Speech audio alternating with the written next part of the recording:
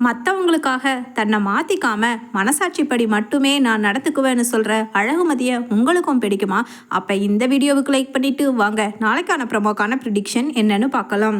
அழகுமதி அன்னைக்கு காலையில் எழுந்திருச்சு தலைக்கு குளிச்சு அழகாக புடவையெல்லாம் கட்டிக்கிட்டு ரெடியாக எங்கேயோ கிளம்பி போகிறவங்கள போல நிற்க, அதே சமயம் கால் வலியோட காலை நீட்டிக்கிட்டு மலரு கொஞ்சம் அந்த எண்ணெயை காய்ச்சிட்டு வாமா, கால் வலிக்குது, கொஞ்சம் நீவி விட்டால் நல்லா இருக்கும் போல அப்படின்னு சொல்லிக்கிட்டு இருக்காங்க ராஜலட்சுமி. அதே சமயம் சரி, மத்தியானம் எல்லா காய்கறிகளும் நீங்கள் சொன்னபடி எல்லாம் கட் பண்ணி எல்லாம் பாத்திரத்தில் போட்டு மூடி வச்சுருக்கேன். அதே மாதிரி அரிசி ஊற வச்சுருக்கேன். எல்லா வேலையுமே முடிச்சிட்டேன். நீங்கள் அதை எல்லாத்தையும் அப்படியே எடுத்து செய்கிற வேலை தான் பாக்கி இருக்குது. நான் கிளம்பட்டுமா அப்படின்னு மலர்கிட்ட சொல்லிக்கிட்டு இருக்காங்க அழகுமதி. உடனே ராஜலட்சுமியோ எங்கே போகிற அப்படின்னு கேட்க, கோவிலுக்கு போகிற அப்படின்னு சொல்கிறாங்க அழகுமதி. என்ன என்னைக்கும் இல்லாமல் இன்னைக்கு திடீர்னு பயபக்தி? எங்கே அந்த கேலண்டர் பார்க்கலாம் மலரு, இன்னைக்கு என்ன அப்படி என்ன ஸ்பெஷலான நாள் அப்படின்னு கேட்குறாங்க. அதெல்லாம் ஸ்பெஷலான நாளெல்லாம் கிடையாது. இன்னைக்கு எங்கள் அப்பாவோட பர்த்டே.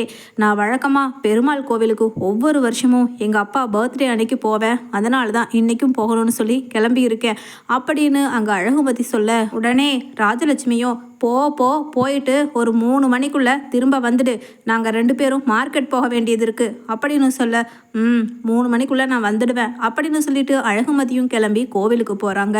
அதே சமயம் கோவிலில் எல்லாம் சுற்றி முடிச்சுட்டு வெளியில் இருக்கிற பிச்சைக்காரங்களுக்கு பணம் போட்டுக்கிட்டு இருக்க, திடீர்னு கோவில் வாசலில் ஒரு நல்ல பணக்கார லேடி, வயசானவங்க, கிட்டத்தட்ட 55 வயசு இருக்கிறவங்க அப்படியே தள்ளாடிட்டு நடந்து வர்றாங்க. அவங்க கழுத்தில் ஒரு 10 பவுனுக்கு மேலே செயினும், கையில் வைர வளையல், வைர கம்மல் அப்படின்னு பட்டு புடவை உடுத்தி ரொம்ப பெரிய இடத்து லேடி மாதிரி வந்துக்கிட்டு இருக்காங்க.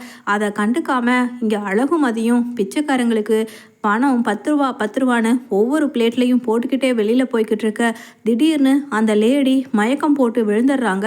அதே சமயம் சுற்றியும் முத்தியும் இருக்கிறவங்க, ஐயையோ என்ன பெரிய இடத்து பொம்பளை போல இருக்குது, கீழே மயக்கம் போட்டு விழுந்துருச்சு அப்படின்னு தள்ளி நின்று தான் வேடிக்கை பார்க்குறாங்க. அழகுமதி அங்கே கூட்டமாக இருக்கிற பக்கமாக பார்த்துட்டு ஓடி போய், ஏங்க என்னாச்சு, யாராவது வாட்டர் கொடுங்க, பாவம் அவங்க இப்படி மயக்கம் போட்டு விழுந்திருக்காங்க, கூட யாரும் வரல போல அப்படின்னு அவங்கள தூக்கி தலையை மடியில் வச்சுட்ருக்க, அதே சமயம் தண்ணி யாராவது கொடுங்களே அப்படின்னு சொல்ல, ஏமா பொண்ணே, உன்னை பார்த்தா சின்ன வயசு பொண்ணு மாதிரி இருக்குது, இது பெரிய இடத்து சமாச்சாரம், அந்த அம்மாவுக்கு மூச்சு வேற, ஒன்றுமே காற்று வர்ற மாதிரியே தெரியலை, கையில் பல்ஸ் எல்லாம் கொஞ்சம் டவுன் ஆன மாதிரி தெரியுது, ஏதாவது வம்பில் மாட்டிக்காதமா அப்படின்னு சொல்கிறாங்க சுற்றியும் இருக்கிறவங்க.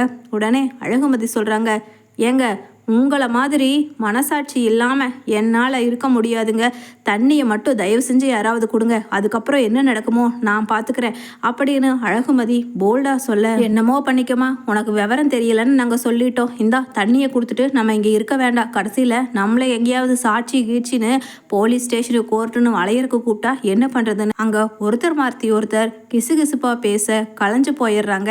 யாராவது கொஞ்சம் ஹெல்ப் பண்ணுங்களே, இவங்க என்ன பண்ணாலும் முழிக்க மாட்டேங்கிறாங்க, ஹாஸ்பிட்டல் கூட்டிகிட்டு போகணும், ஜஸ்ட் ஆம்புலன்ஸுக்காவது ஃபோன் பண்ணி ஹெல்ப் பண்ணலாம்ல அப்படின்னு சொல்ல, அங்கே பூ கட்டிக்கிட்டு இருக்க ஒரு லேடி வந்துட்டு சொல்கிறாங்க, நான் ஆம்புலன்ஸுக்கு பண்ணுறேம்மா, ஆனால் எதுக்கும் என்னை கூப்பிட்றாதம்மா, பயமாக இருக்குது அப்படின்னு சொல்லிட்டு தன்னோட ஃபோனில் ஆம்புலன்ஸுக்கு ஃபோன் பண்ணி தர, அவசரமாக ஆம்புலன்ஸில் அந்த லேடியை ஏற்றிக்கிட்டு, இங்கே அண்ணே பக்கத்தில் சீக்கிரமாக எந்த ஹாஸ்பிட்டல் போக முடியுமோ போங்கண்ணே, இவங்களுக்கு இமீடியட்டாக ஃபர்ஸ்ட் எய்ட் தேவைப்படுதுண்ணே அப்படின்னு அழகுமதியும் சொல்ல, ஆம்புலன்ஸ் டிரைவரும் சரிம்மா, இங்கே இன்னொரு 2 கிலோமீட்டரில் தான் ஒரு ஹாஸ்பிட்டல் இருக்குது, போயிடுவோம் அதுக்குள்ளே அப்படின்னு சொல்கிறாங்க.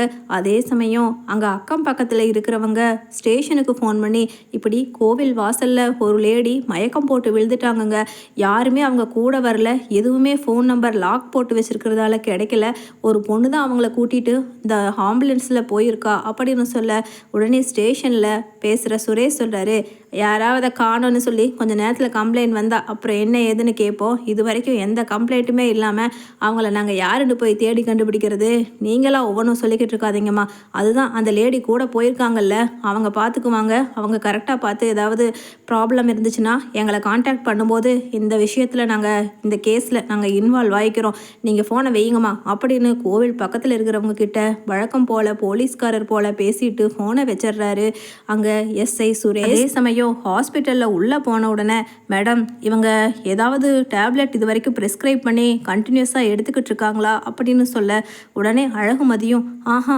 அதெல்லாம் இல்லைங்க, அதெல்லாம் எனக்கு தெரியாதுங்க. ஏன்னா இவங்க யாருன்னே எனக்கு தெரியாது. ஒரு எமர்ஜென்சிக்காக நானும் ஒரு ஜென்ரல் பர்சனாக தான் இவங்களை இங்கே கூட்டிகிட்டு வந்திருக்கேன். பட் இவங்களை இதுக்கு முன்னாடி நான் பார்த்தது கூட இல்லை அப்படின்னு சொல்ல அப்படியே மேடம் இவங்களோட உடல் கண்டிஷனை பார்த்தா வேறு ஆல்ரெடி ஏதோ ப்ராப்ளமில் இருந்திருப்பாங்கன்னு நினைக்கிறேன் மேம்.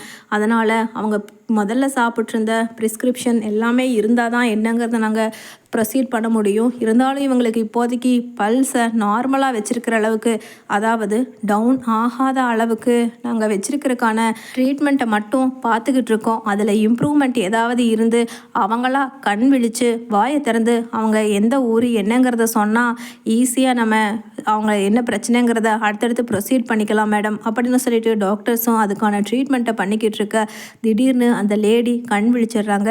மேடம் நீங்கள் யார் அப்படின்னு சொல்லிட்டு அழகுமதியும் கேட்க நான் எனக்கு அப்படின்னு அந்த லேடி திக்கி திணறாங்க.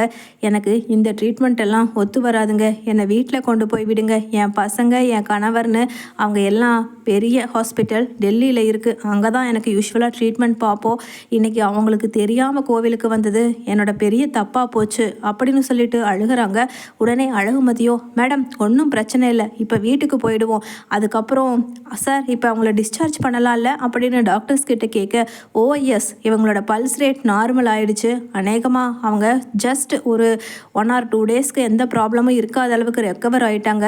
அதை வச்சு அடுத்தடுத்து என்ன ட்ரீட்மெண்ட் எடுக்கணுமோ அவங்களோட யூஸ்வலாக பார்க்குற ஹாஸ்பிட்டல்லையே போய் பார்த்துக்கிட்டு மேடம் அப்படின்னு சொல்ல ஓகே டாக்டர் தேங்க்யூ, எவ்வளோ சார் ஃபீஸ் ஆச்சு அப்படின்னு கேட்குறாங்க.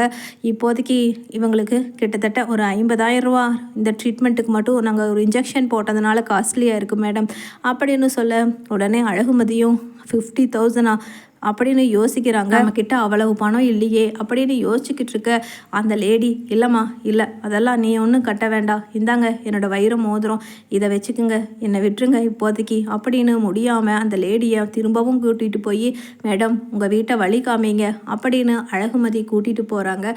அதே சமயம் அங்கே வீட்டுக்கு போக பெரிய மாளிகை மாதிரி இருக்கிற வீட்டில் முன்னாடி பெரிய பெரிய நாய்ங்க 5-6 கட்டி வச்சுருக்க 4 வாட்ச்மேன் நிற்கிறாங்க காவலுக்காக. அதே சமயம் உள்ளே போகிறப்ப கைத்தாங்களாக பிடிச்சி போகிற அந்த லேடியை பார்த்துட்டு எல்லா வாட்ச்மேனும் சல்யூட் ஆக அதே சமயம் அங்கே பரபரப்பாக குறுக்கையும் மறுக்கையும் நடந்துக்கிட்டு இருக்காங்க. உள்ளே போய் பார்த்தா அழகுமதியோட காலேஜ் கரஸ்பாண்டன்ட் சார் அப்படின்னு சொல்ல அழகுமதி நீங்கள் எங்கே, ஏய் கற்பகா நீ எங்கே போயிட்டு வர அப்படின்னு கேட்குறாங்க. நீங்கள் கோவிலுக்கு தனியாக போனால் விட மாட்டீங்கன்னு நினச்சி நான் ஆட்டோ பிடிச்சிட்டு போனேன், ஆனால் வழக்கம் போல் எனக்கு அங்கே போய் மயக்கம் ஆகி ரொம்ப டிப்ரெஷன் ஆகி இப்போ ஹாஸ்பிட்டல் இந்த பொண்ணு தான் சேர்த்துனாங்க, ரொம்ப நல்ல பொண்ணு, இவளுக்கு ஏதாவது நம்மளால் முடிஞ்ச உதவியை செய்யணும் அப்படின்னு சொல்ல உடனே என் மனைவி தாம்மா எனக்கு தெய்வம், அவளை காப்பாற்றின உனக்கு நீ இழந்த வேலையை திரும்பவும் தர்றேம்மா, என்னை மன்னிச்சிரு, உனக்கு நான் பண்ணின துரோகத்துக்கு தான் அந்த தெய்வம் கற்பகாம்பாலே என் மனைவி ரூபத்தில் வந்து எனக்கு ஒரு தண்டனை கொடுத்து இப்படி உன்னை காப்பாற்ற வச்சிருக்காமா, தயவு செஞ்சு அழகுமதி இந்த பாவியை மன்னிச்சிடுமா, இந்தாம்மா உனக்கு அப்பாயின்மெண்ட் ஆர்டர், கூடவே இந்தா மெடல் அப்படின்னு சொல்ல உடனே அவங்க ஒய்ஃப் சொல்கிறாங்க என்னங்க இங்கேயே கொடுத்தா மரியாதையாக இருக்காது, அவங்க வீட்டுக்கு போய் ப்ரமோஷன் டபுள் ப்ரமோஷனோட கொடுத்துட்டு வாங்கன்னு.